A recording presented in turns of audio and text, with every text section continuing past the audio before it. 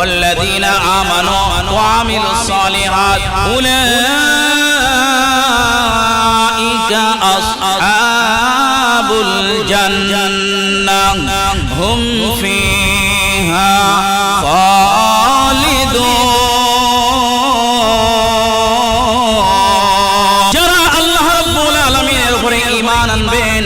আল্লাহ রাব্বুল আলামিনের উপরে বিশ্বাস করবেন, আল্লাহ পাক রব্বুল আলামিন বলেন ওয়া আমিলুস সালিহাত, যারা নেক কাজ করবেন, যারা ভালো কাজ করবেন। এই দুনিয়ার ভিতরে এক শ্রেণীর মানুষ আছে আল্লাহর উপরে ঈমান আনেন, আর এক শ্রেণীর মানুষ আছে আমল করেন। দুইটা কাজ যারা করবে, এই দুই কাজ করার কারণে আল্লাহ পাক রব্বুল আলামিন মেহেরবানি করে এরকম খুশি হয়ে তাদেরকে সংবাদ দিয়েছেন ওয়াবাশশিরিল লাযিনা আমানু। আল্লাহ পাক রব্বুল আলামিন বলেন যারা মুমিন, যারা ঈমানওয়ালা, আল্লাহ খুশি হয়ে তাদের জন্য আল্লাহ পাক রব্বুল আলামিন বলেন উলাইকা আসহাবুল জান্নাহ, আমি আল্লাহ রাব্বুল আলামিন তাদেরকে জান্নাতের বাসিন্দা বানাবো। বলেন সুবহানাল্লাহ। হুম ফিহা খালিদুন, ওই জান্নাতের ভিতরে যারা একবার ঢুকবে অনন্তকালের জন্য জান্নাতের ভিতরে থাকবেন, আবাদান আবাদান থাকবে। এই জন্য আল্লাহ পাক রব্বুল আলামিন বলেন এই দুনিয়ার ভিতরে যারা গুনাহগার হবে, যারা বদমাইশ হবে, খারাপ মানুষ হবে, ইসলামের দুশমন যারা, এই দুশমনের কাজ হলো ইসলামকে নিশ্চিহ্ন করে দেওয়া। কিন্তু আল্লাহ পাক রব্বুল আলামিন বলেন দুনিয়ার মুসলমান যারা গুনাহগার হবে, এই গুনাহগার মানুষের কলবের ভিতরে আল্লাহ পাক রব্বুল আলামিন রূহ দিয়েছেন। এই রূহটা এরকম ছটফট করতে থাকে, আর রূহটা কখন বাইর হয়ে যাবেন, কখন এরকম তার কাছ থেকে চলে যাবেন। এই মানুষের যখন দুনিয়া থেকে রূহটা বাইর হয়ে গেছে, রব্বে কারীমের কাছে বলেন ওগো রব, আমি এখন প্রশান্ত বাতাসে আছি, আমি এখন শান্তির জায়গায় আছি। আর গুনাহগারকে যখন মসজিদের ভিতরে এলান করা হবে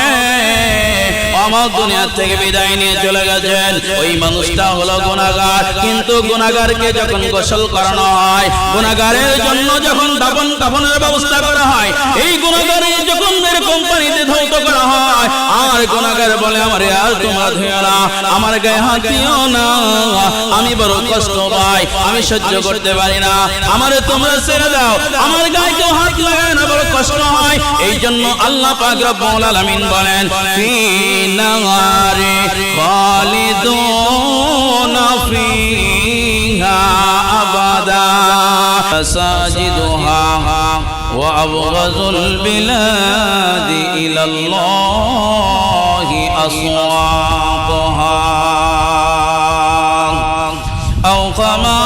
ক্বালা আলাইহিস সালাতু ওয়াস সালাম। اللهم أرنا الحق حقا وارزقنا اجتنابه وأرنا الباطل باطلا وارزقنا اجتنابه. جزا الله أن محمدا ما هو أهله.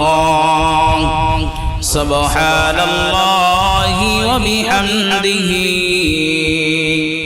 سبحان الله العظيم. সকলে দরুদ ইব্রাহিম পড়ি। আল্লাহুম্মা সাল্লি আলা মুহাম্মাদিন ওয়া আলা আলি মুহাম্মাদ কামা সাল্লাইতা আলা ইব্রাহিম ওয়া আলা আলি ইব্রাহিম ইন্নাকা হামিদুম মাজিদ. আল্লাহুম্মা বারিক আলা মুহাম্মাদিন ওয়া আলা আলি মুহাম্মাদ কামা বারাকতা আলা ইব্রাহিম ওয়া আলা আলি ইব্রাহিম ইন্নাকা হামিদুম মাজিদ. লা ইলাহা ইল্লাল্লাহ লা ইলাহা ইল্লাল্লাহ লা ইলাহা লা ইলাহা ইল্লাল্লাহ লা ইলাহা ইল্লাল্লাহ লা ইলাহা গুনাহ সার তওবা কর ভয় কর আল্লাহকে এক সেকেন্ডের নাই ভরসা আমার আপনার জীবনে লা ইলাহা ইল্লাল্লাহ লা ইলাহা ইল্লাল্লাহ লা ইলাহা লা ইলাহা ইল্লাল্লাহ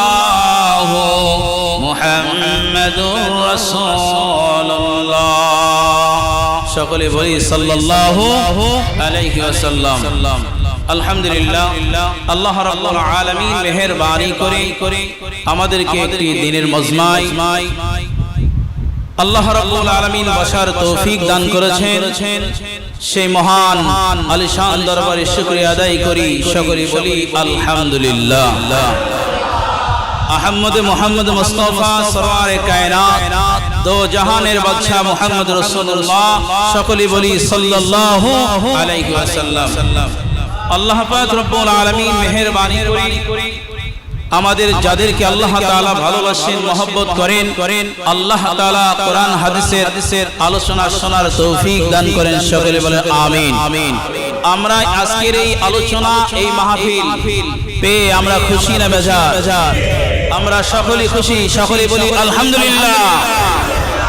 এই জন্যই মহতারাম আল্লাহ পাক রব্বুল আলামিন মেহেরবানি করে যুগে যুগে নবী রাসূল প্রেরণ করেছেন আল্লাহ তাআলার দ্বীনের কথা দ্বীনের বুঝ দেওয়ার জন্য মানবতার কল্যাণের জন্য প্রত্যেক নবীজির একই কাজ ছিল এরকম ভাবে আল্লাহ রাব্বুল আলামিন হযরত শুআয়ব আলাইহিস সালাতু ওয়াস সালাম তিনার কাজ ছিল আল্লাহ রাব্বুল আলামিনের হুকুম আদায় করা এবং আর বেশি থেকে বেশি চোখের পানি ফেলে কান্নাকাটি করা এই জন্য সাহাবা আজমাইন আলাইহিস সালাতু ওয়াস সালাম এই দ্বীনের মেহনত যখন করতেন তখন সব সময় এরকম ভাবে চোখের ভিতরে পানি আনতেন আল্লাহ রাব্বুল আলামিনের হুকুম এরকম ভাবে পালন করার জন্য এত মেহনত করতেন যেই মেহনত সাহাবা ইকরামদের ভিতরে ছিল আনেওয়ালা যত উম্মত আছে এই আনেওয়ালা উম্মতের ভিতরে সেই মেহনত থাকা দরকার আছে না নাই এই জন্য আল্লাহ পাক রব্বুল আলামিন যতটুকু আলোচনা হবে আমাদের সকলে দিলের কান্দে শোনার তৌফিক দান করে সকলে বলে আমিন আমি সূরা বাকারা 82 নম্বর আয়াতে কারিমা থেকে তেলাওয়াত করেছি অসংখ্য হাদিস থেকে ছোট্ট হাদিসে কারিমা পাঠ করেছি আয়াত এবং হাদিস সামনে রেখে অল্প সময় কথা বলার তৌফিক দান করে সকলে বলেন আমিন আল্লাহ রাব্বুল আলামিনের ঘরে আল্লাহ তাআলার বান্দা যারা প্রিয় হয়